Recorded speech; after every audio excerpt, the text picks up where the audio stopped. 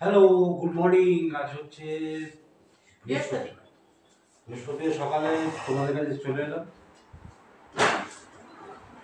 চা বানাবার কি দেখাবো, ওই জন্য আগে থেকে বসে দিয়েছি, হয়ে গেছে। এবার ছাকা হবে, ছাকা।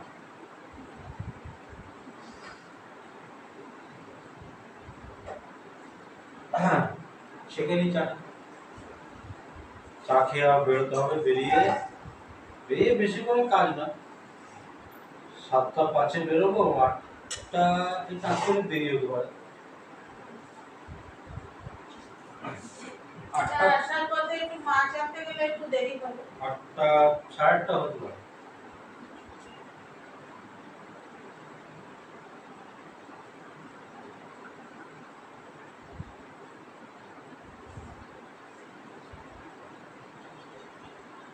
ধরে যাবে না ওই দুটো কাপে? হ্যাঁ হ্যাঁ, সিঙ্কে নামিয়ে দাও।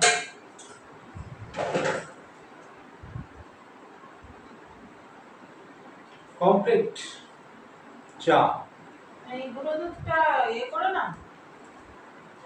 এর মধ্যে আবার গুঁড়ো দুধটা দিয়েছি, কারণ ওই দুধটা একটু কম ছিল, তাই গুঁড়ো দুধ দিয়ে বেরিয়ে করা হয়েছে। তবে আমলিয়ার গুঁড়ো দুধগুলো অতটা ছোট প্যাকেট তো, ডি মাল দেয়, ডি ডি, যে প্রোডাক্টটা ডি ভর্তি ভর্তি ভর্তি না, ভর্তি ভর্তি আর কি কোয়ালিটিও ভালো থাকে না এর। আমলের কোয়ালিটি নিতে গেলে বড় প্যাকেট নিতে হবে। 200 গ্রাম না 250 গ্রামের প্যাকেট। হ্যাঁ, 200-250 এরকম হলে ঠিক আছে। সব থেকে বেটার 1 কেজি নিতে পারবে। 1 কেজি নিয়ে শেষ হতে হতে দুধ নষ্ট হয়ে যাবে। চলো চাটা খেয়ে নি। অধেক ঘুমে নয়ন চুমে স্বপ্ন দিয়ে যায়, শান্ত ভালে যুধির মানে পরশে মৃদু পায়। অধেক ঘুমে, অর্ধেক ঘুমে না, অর্ধেক ঘুমে নেই আমি আজকে। মানে সকাল থেকে এটা আমার হয়, এই যে সিজন চেঞ্জ হবে, শীতকাল আসবে, এবার এটা হবে। গোটা করে দিয়ে দিয়েছি হাঁচি। অনেকগুলো এত হাঁচি দিচ্ছি আর বাসি কাজ সারছি। ও আমাকে বললো যে তুমি বসো, আজকে আমি চাটা করি। যেহেতু চাটাও করেছে, তাই বসার জায়গাটা দুটোতে চেঞ্জ হয়ে গেছে। গুড মর্নিং সবাইকে, কেমন আছো? আশা করি সবাই ভালো আছো, আমরাও ভালো আছি। শুরু হলো দিনটা। এবার দিনের মতো চলবে, আমরা আমাদের মতো চলবে, আর তোমরা আমাদের সাথে থাকবে। যে যেখান থেকে আমাকে দেখছো সবাইকে অনেক অনেক ভালোবাসা আর অনেক অনেক শুভকামনা জানিয়ে নতুন চলা শুরু করো। সবার সারাদিন সবার ভালো কাটুক, এটাই ভগবানের কাছে প্রার্থনা করবো। চলো চাটা খেয়ে নিই।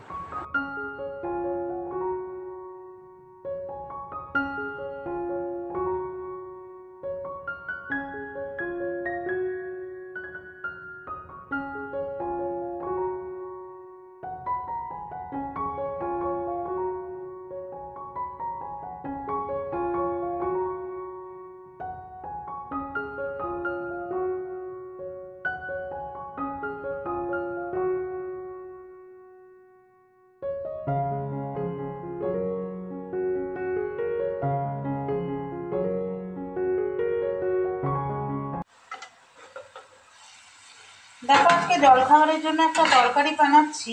ক্যাপসিকাম, আলু, একটাই আলু দিয়েছি, ক্যাপসিকাম, আলু, পেঁয়াজ সব ওই কিউব কিউব করে কেটেছি। এমনকি টমেটোটাও কিউব করে কেটেছি। সব দিয়ে একটা তরকারি বানাবো। এটা রুটির সাথে জলখাবারের তরকারি। নুন দিয়ে দিয়েছি, এবার ঢাকা চাপা দিয়ে দেবো। ঢাকা চাপার মধ্যে হবে। মশলা সেরকম কিচ্ছু দেবো না, কি দেবো পরে তোমাদের দেখাচ্ছি। পল্লব মাছ নিয়ে এসছে, মাছটা সিঙ্কে রেখেছি, পরে দেখাচ্ছি তোমাদের কি মাছ নিয়ে এসছে। মৌরলা আছে দেখতে পাচ্ছি। দুটো বাটিতে মাছগুলো ঢালি, দেখি কি মাছ আছে। মৌরলা আছে। ও, মৌরলা আবার কেটে দেয়নি গো সকালবেলা বলে, তার মানে আমাকে এখন এটা বসে বসে কাটতে হবে। চলো কেটে নেবো, অসুবিধা নেই। আর আছে ভোলা, ভোলাটা কেটেই এনেছে, 2 পিসও করিয়েছে। 2 পিস কেন করিয়েছে কি জানি, ওটা বোধহয় বেশি বড় ছিল তাই 2 পিস করিয়েছে। এগুলো এখন বাইরে গিয়ে ধুয়ে নেব, বাইরের কলে জলে ধুতে সুবিধা হয়। এবার তো দেবো হচ্ছে একটুখানি ধনে গুঁড়ো দেবো,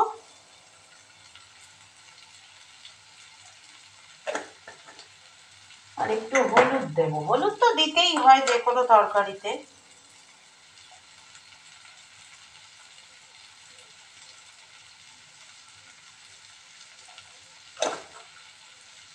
আর এটার মধ্যে আছে ভাজা জিরের গুঁড়ো, ওইটা একটুখানি ছড়িয়ে দেবো, ব্যাস আর কিচ্ছু না। এবার এর মধ্যে হালকা একটু জল দিয়ে তরকারিটা মাখা মাখা করে নেব। মাখা মাখা মানে গ্রেভি গ্রেভি আর কি। কেউ আবার বলবে দিদি মাখা মাখা কি বললে, তরকারিটা কি মেখে নেবে?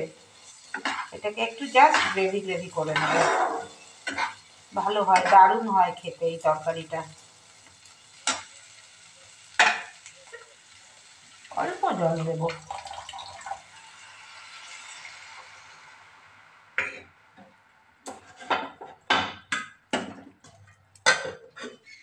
মাছ ধুয়ে বেছে আনতে পাক্কা 45 মিনিট লাগলো। এই মাছটা 15 থেকে 20 বার ধুয়েছি, যতবার ধুই ততবারই রুপোলি জল বেরোয়, তো এই মাছটা রেখে দেবো। আর ভোলারও একটা, আর একটাকে 2 পিস করে এনেছে, এটাও রেখে দেবো। আর এই দুটো ভোলা মাছ আজকে বেগুন দিয়ে ঝাল বানাবো। এই হলো আমার মাছের ডিপার্টমেন্ট কাজ এখন শেষ হলো। এই দেখো দুজনের খাবার রেডি। ওই যে ক্যাপসিকাম, পেঁয়াজ, টমেটো, আলু দিয়ে তরকারিটা বানালাম, এটা রুটি আর আপেল। আর আমার আছে এটা পাউরুটি আর আপেল। চলো তাহলে খেয়ে নিই। রান্নার সব রেডি করে ফেলেছি। এই দেখো এইখানে ভাত, চালটা ভিজিয়ে রেখেছি, একটু অন্য চাল তো তাই ভিজিয়ে রাখলাম। বেগুন কেটেছি, বেগুনটা দিয়ে মাছটা করব, ভোলা মাছটা। এইখানে একটু বেগুন কেটেছি, এটা শাকের মধ্যে দেব। আর এই কুমড়োটা ভাজা করব হচ্ছে তোমার কালো জিরে ফোড়ন দিয়ে কুমড়ো ভাজা করব। ডাল তো কড়াই আছে।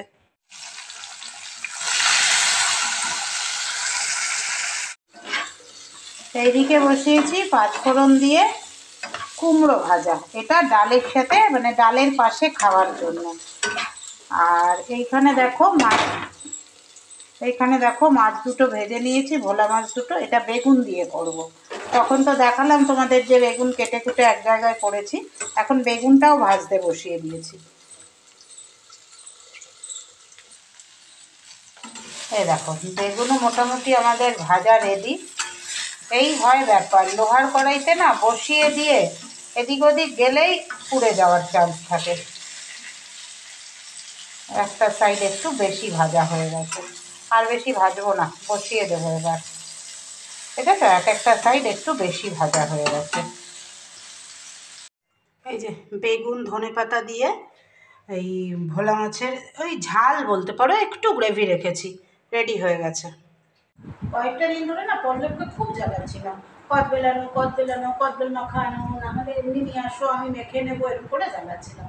ও পরশু দিন আমাকে বলেছে হ্যাঁ আমি দেখতে পেলে নিয়ে আসবো। এবার কালকে নিয়ে এসেছিল কদবেল মাখা, একটা কদবেল 35 টাকা নিয়েছে, কিন্তু ওদের মাখা আমার পছন্দ হয় না, তাই এটাকে আমি আবার সুন্দর করে মাখছি। এর মধ্যে একটু মিষ্টি দিলাম, ওরা একটু ঝালটা বেশি দিয়েছে, একটু মিষ্টি দিলাম, ধনেপাতা কুচি দিয়েছি, আর এই লেবু পাতাটা কুচিয়ে দেবো, দিয়ে মেখে তারপরে এটাকে না রোদ্দুরে রেখে দেবো, জানো তো। রোদ্দুরে রেখে দিলে কি হবে, বেশ একটু আচার টাইপ হয়ে যাবে, একটু ড্রাই হয়ে যাবে। তারপরে একটা কাচের বাটিতে ফ্রিজে তুলে দেবো। আমি তো একাই খাই, পল্লব এইসব খায় না, যাতে অনেক দিন ধরে খেতে পারি। আর আমার কি বলো তো, বেশিবার দরকার নেই, আমার সিজনের জিনিস একবার হলেই হবে, একবার আমি খেয়ে নেবো ব্যাস। যে কোনো সিজনের জিনিস একবার আমার চাই। এখন যেমন আরেকটা জিনিস আনতে হবে, সেটা হচ্ছে জলপাইটা এনে একদিন জলপাইয়ের ডাল করবো, আর একদিন জলপাই চাটনি করবো, ব্যাস হয়ে যাবে, আর চাই না। কার কার জিভে জল আসছে বলো।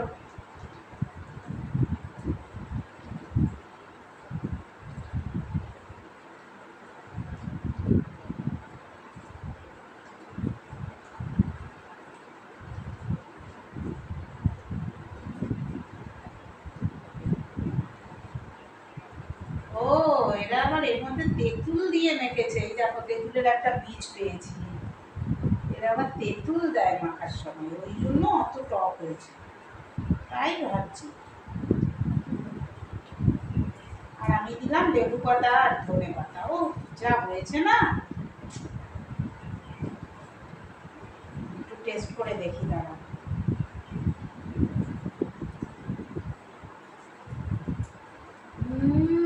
জাস্ট ফাটাফাটি হয়েছে, উফ ভাবা যাচ্ছে না। এবার এটাকে রোদে রাখবো।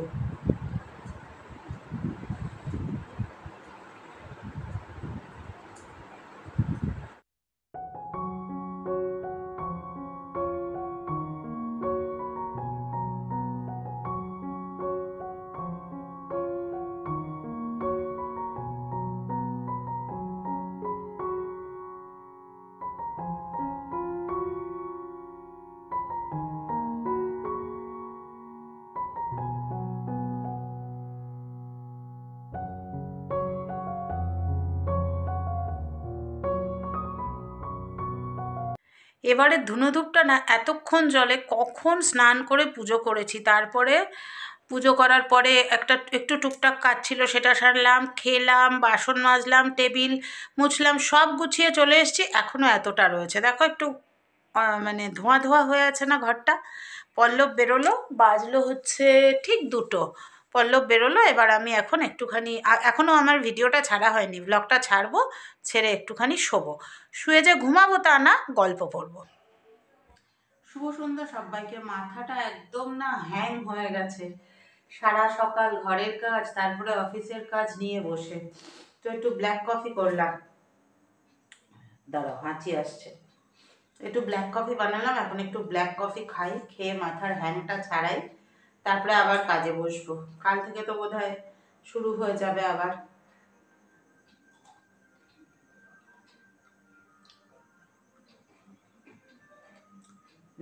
ব্ল্যাক কফিটা বেশ এনার্জি দেয়। আগে ঘড়িতে সময় হয়েছে ঠিক রাত 11টা, আর খাওয়া দাওয়া কমপ্লিট করে ওদিকে কিচেন গুছিয়ে বাসনপত্র মেজে টেবিল পরিষ্কার করে চলে এলাম তোমাদের কাছে। এখন তো একবারই রান্না করছি, একটু বেলা করে রান্না করছি আর ফ্রিজে তুলেই রাখছি। তো দুবেলার রান্না একবেলায় করে নিচ্ছি, শুধু খালি ভাতটা করছি। আর আজকে তো মাছ করেছিলাম, ডাল আর কুমড়ো ভাজা, শাক। তো মাছ দুপুরেই খেয়ে নিয়েছি। কালকের মাছের মাথার বাঁধাকপি ছিল, ডাল ছিল, কুমড়ো ভাজা ছিল, এই দিয়ে এখন খেয়ে নিলাম রাতের খাবারটা।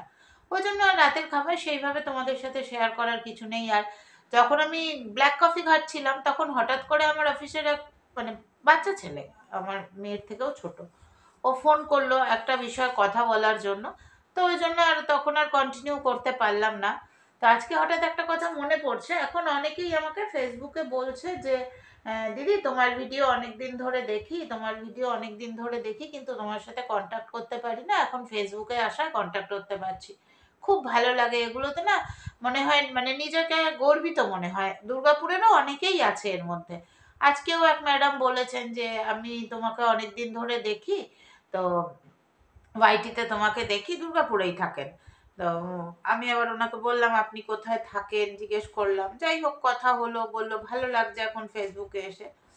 কিন্তু দেখো আমরা যারা কন্টেন্ট ক্রিয়েটার, আমাদেরকে তো যারা দেখে আমাদের কন্টেন্ট, তারা সবাই আমাদেরকে চেনে, কারণ আমরা আমরা আমাদের ফেসগুলো দেখাই, আমরা আমাদের দৈনন্দিন কাজকর্ম দেখাই, ফেস না দেখিয়েও অনেকে ভিডিও করে, যাই হোক আমরা আমাদের ফেসগুলো দেখাই, দৈনন্দিন কাজকর্ম দেখাই, আমাদেরকে সবাই চেনে বা আমাদের জীবনযাত্রা সবাই জানে। কিন্তু উল্টো দিকে যারা থাকে, মানে যারা আমাদেরকে দেখে কিন্তু তারা সোশ্যাল মিডিয়াতে কন্টেন্ট ক্রিয়েটার নয়। আমি এই বলছি না যারা ফেসবুকে আমার কো ক্রিয়েটাররা আছে, তাদেরকে তো ফেসবুকে দেখতেই পাচ্ছি, তাদের কথা বলছি না। এরকম কিছু মানুষ থাকে, দেখো রাস্তায় বেরোলে তুমি আমার দর্শক, আমি তো তোমাকে চিনতে পারবো না, কিন্তু তুমি দর্শক, তুমি কিন্তু আমাকে চিনতে পারবে। তো এরকম একটা ঘটনা ঘটেছিল আজকে, হঠাৎ সেটা মনে পড়লো। তাও হবে করোনার আগে না গো, জিসি দালালের ঘটনাটা করোনার আগে। করোনার আগে আমাদের এখানে সব মানে বড় যে কটা শাড়ির দোকান, তার মধ্যে কান্তা স্টোর্স আর জিসি দালাল, এই দুটো কিন্তু খুব মানে ফেমাস। তো যারা দুর্গাপুরে থাকে তারা জানে। তো জেসি দালালে আমি আর পল্লব, জেসি দালালে যতদিন আমি শাড়ি কিনেছি, এখন তো শাড়ি কেনা ছেড়েই দিয়েছি, মানে স্কুলে যতদিন কাজ করতাম এখানে আসার পরে ততদিন আমি শাড়ি কিনতাম, তারপরে বোধহয় 1-2 বছর কিনেছি পুজোর সময় শাড়ি। তো ওই জেসি দালাল থেকে কিনতাম, এবং সব থেকে বড় কথা জেসি দালালের যে মালিক, তার সাথে আবার পল্লবের খুব ভালো পরিচয়। ওনারা দুই ভাই, এক ভাইয়ের সাথে পল্লবের খুব ভালো পরিচয়। তা গেলে খুব আদর যত্ন করে, গিফটগুলোও ভালো ভালোই পেয়েছি। ওরকমই একবার গেছি জেসি দালালে, শাড়ি কিনেছি, কিনে টিনে বিলিং করে চা খাচ্ছি। তখন একজন ভদ্রমহিলা, ফ্যাটি, বেশ ভালো ফ্যাটি, জামা কাপড়ও ঠিক মানে ঠিক সুবিধাজনক জামা কাপড় নয়, দেখে যা মনে হলো। কাউকে তার জামা কাপড় দিয়ে জাজ করা তার ঠিক না, বা তার কাউকে তার চেহারা দিয়েও জাজ করা ঠিক না। ব্ল্যাকিশ, ব্ল্যাকিশ আর বেশ ফ্যাটি, আর আলুথালু করে শাড়ি পরা, অত গুছিয়ে পরা না। হঠাৎ করে আমাকে এসে জড়িয়ে ধরে বলল যে, দিদি আমি আপনাকে চিনি, আমি আপনার ভিডিও দেখি, আমি আপনার অনেক বড় ফ্যান। আমি বললাম বাহ, ভালো লাগলো। তো কোথায় থাকেন আপনি? ওই বললো বেনাচিতি না কোথায় থাকে, বছর আগের কথা তো, তাই না? কোথায় বলেছিল যেন, অত মনে নেই। এইবার এই যে মানুষটা আমাকে এসে জড়িয়ে ধরে বললো এই কথাটা, সে তো আমাকে চেনে, আমি তো তাকে চিনি না, কারণ তাকে আমি কোনোদিন দেখিনি, সেই প্রথমবার দেখলাম। আর তারপরেও যখন সে আমাকে কমেন্ট করবে, তখনও তো তাকে আমি দেখতে পাচ্ছি না, তাকে তো আমি দেখতে পাচ্ছি না। এবার এই ধরনের কিছু মানুষ থাকে, যারা কিন্তু তোমার মানে বন্ধু নয়, তোমার শত্রু, তোমার শত্রু। কিন্তু যখনই রাস্তায় দেখা হবে, তো দেখবে সোশ্যাল মিডিয়ায় তোমার সাথে শত্রুতাই করছে, কিন্তু রাস্তায় যখন দেখা হবে, বাপ রে, আমার বিশাল ফ্যান তখন হয়ে যায় তারা। আজকে ওইটা মনে পড়লো, ঘটনাটাই তোমাদের সাথে শেয়ার করলাম। তো চলো, রবি সোম মঙ্গল বুধ বৃহস্পতি ভালোই কাটালাম। কাল থেকে অফিস যেতে হবে, কাল থেকে অফিস যেতে হবে। তো দেখি কালকে কখন বেরোবো সেটা এখনো জানি না। যখন বেরোবো সে তো তোমাদের সাথে শেয়ার করবই।